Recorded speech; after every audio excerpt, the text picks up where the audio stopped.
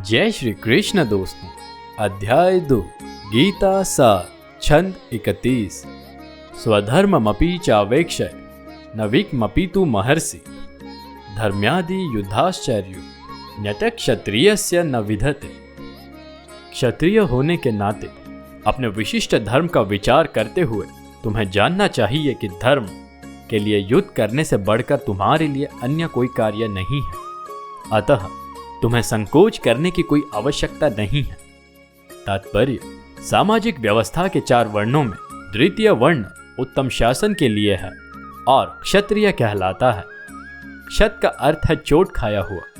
जो क्षति की रक्षा करे वो क्षत्रिय कहलाता है, यानी त्रायते रक्षा प्रदान करना। क्षत्रियों को वन में आखेट करने का प्रशिक्षण दिया जाता है।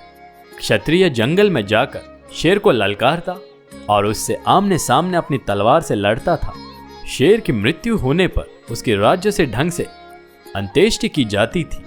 आज भी जयपुर रियासत के क्षत्रिय राजा इस प्रथा का पालन करते हैं। क्षत्रियों को विशेष रूप से ललकारने तथा मारने की शिक्षा दी जाती है, क्योंकि कभी कभी धार्मिक हिंसा अनिवार्य होती है। इसीलिए क्षत्रियों को सीधे संन्यास आश्रम ग्रहण करने का विधान नहीं है।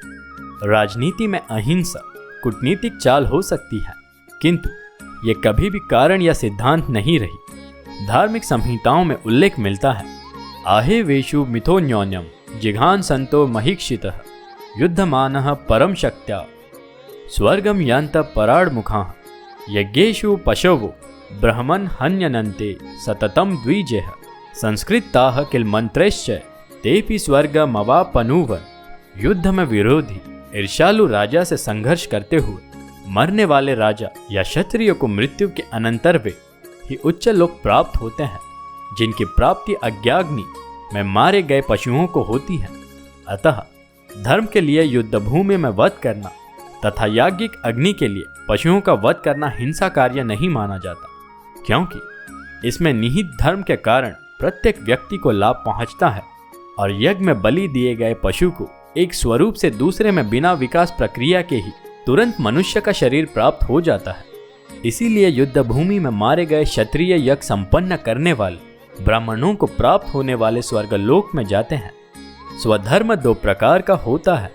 जब तक मनुष्य मुक्त नहीं हो जाता तब तक मुक्ति प्राप्त करने के लिए धर्म के अनुसार शरीर विशेष के कर्तव्य करने होते हैं। जब वो मुक्त हो जाता है तो उसका विशेष कर्तव्य या स्वधर्म आध्यात्मिक हो जाता है और देहात्म बुद्धि में नहीं रहता।